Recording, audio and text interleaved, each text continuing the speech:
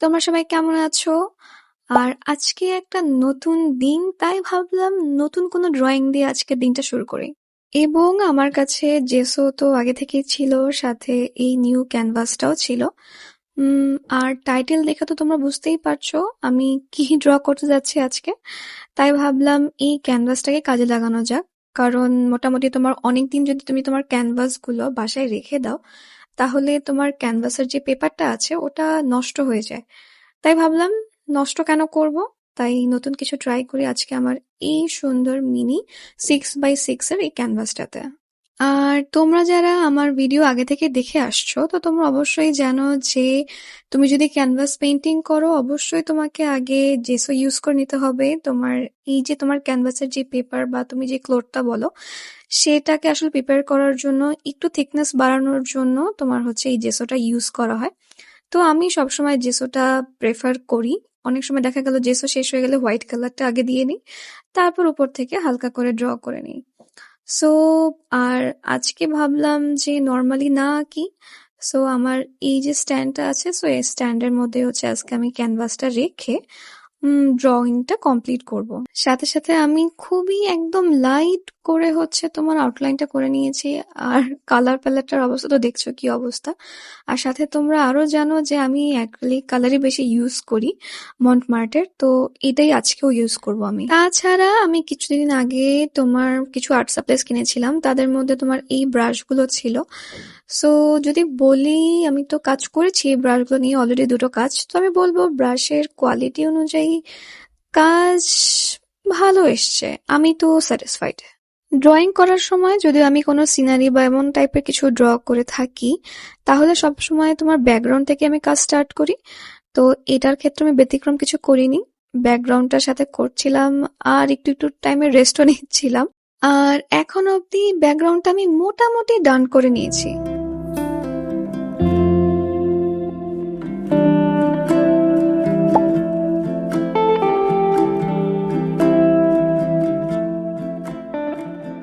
এটা হচ্ছে পরের দিন আমি ড্রয়িং স্টার্ট করে দিয়েছি আবার। সো ব্যাকগ্রাউন্ডের সাথে সাথে এখন ভাবলাম যে লোয়ার যে পার্টগুলো আছে, যেরকম ওয়াটার পার্ট আমি দিতে যাচ্ছিলাম, ওয়াটার বডি, তো সেটাও হচ্ছে আমি করে নিচ্ছি। তারপর প্রচুর প্রচুর ডিটেলিংস আছে, তোমরা ড্রয়িংটা যদি পুরো ভিডিওটা দেখতে থাকো তাহলেই বুঝবে। সো আমি এই প্রথম কোনো ক্যানভাস আর্টে এত ডিটেলিং করছি। নর্মালি আমি ক্যারেক্টারই বেশি ড্র করি, বাট এটাতেও ক্যারেক্টার আছে, বাট অনেক ডিটেলিংস ছিল।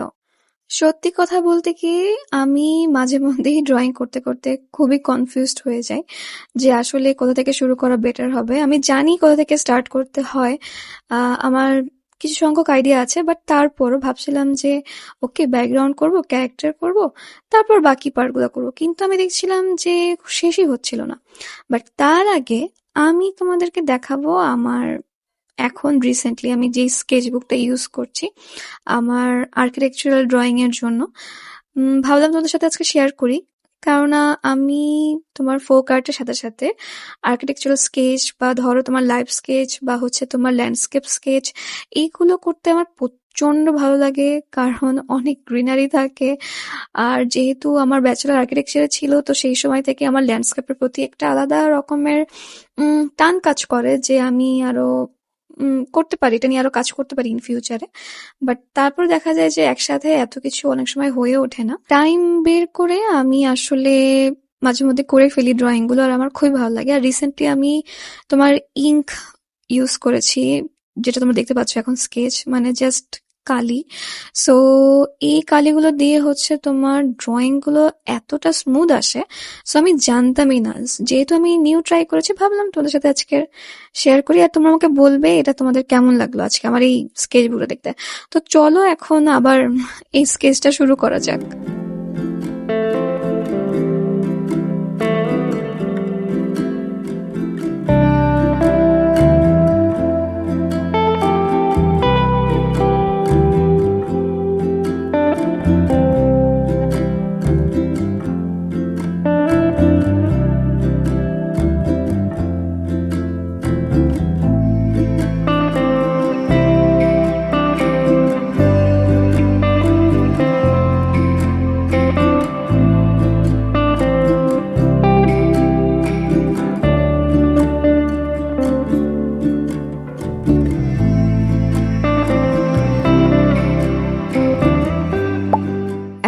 ইয়েস, এটা হচ্ছে আমার থার্ড ডে এই ড্রয়িংটা করার জন্য। আমার কখনো মোটামুটি কোনো ড্রয়িং কমপ্লিট করতে দুদিনের বেশি লাগে না, বাট এই পেন্টিংটাতে আমি খুবই কনফিউজড ছিলাম যে আসলে কোথা থেকে স্টার্ট করবো। সেটা তোমাদের আমি আগের পার্টেই বলেছি। বাট যখন আমি পুরো ব্যাকগ্রাউন্ডটা কমপ্লিট করে ফেললাম না, তো তখনই হচ্ছে আমি সাডেনলি এতটা তোমার স্ট্রং ফিল করছিলাম যে না, আমি এখন এটা শেষ করবই। সো পরবর্তীতে আমি ড্রয়িংটা হচ্ছে তোমার যে ক্যারেক্টার গুলো আছে, তো সেটার হচ্ছে তোমার আউটলাইন বলো, তারপর হচ্ছে তোমার বেস কালার বলো, প্রত্যেকটা ধীরে ধীরে আমি করছিলাম।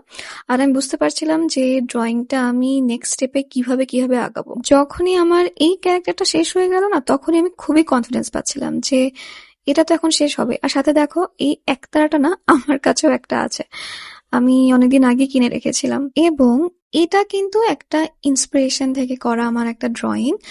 কারণ এটা যিনি ড্র করেছে, তো তার ড্রয়িং দেখার পরে আমি আর লোভ সামলাতে পারিনি, তাই ড্রয়িংটা রিক্রিয়েট করলাম আজকে।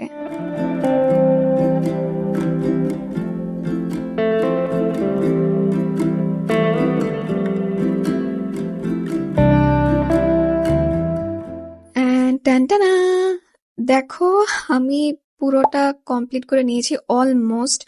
কারণ হচ্ছে তোমাদের সাথে যদি আমি বাকি আমার এই পেন্টিং এর ইম্পর্টেন্ট ডিটেলিংটা যদি শেয়ার না করি, তাহলে আমারই খুব খারাপ লাগবে। কারণ হচ্ছে তোমার আগে যেটা দেখেছো না, যে তোমার জাস্ট ক্যারেক্টারটার তোমার ব্যাকগ্রাউন্ড কালার করে, আই মিন তোমার বেস কালারটা করে, তারপর হচ্ছে আমি ব্ল্যাক কালার দিয়ে আউটলাইন করে নিয়েছি। তো বাকি দুইটা ক্যারেক্টারের ক্ষেত্রে সেমই ছিল।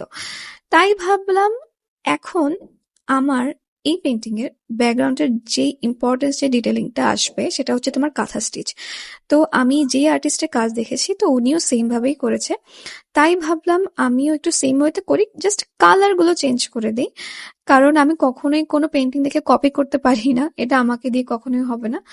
একদম সিমিলার পাই টু পাই কখনোই হবে না, কারণ এক এক আর্টিস্টের তোমার এক এক স্টাইল থাকে, এক এক ব্রাশ স্ট্রোক থাকে। সো এটা কখনোই সম্ভব না। এবং আমি তার ফুল ডিটেলস আমার ডিসক্রিপশন বক্সে দিয়ে দেবো, তোমরা গিয়ে তার কাজ দেখতে পারো, তোমাদের অবশ্যই ভালো লাগবে। আর সাথে সাথে দেখো আমার পেন্টিংটা একদম ডান।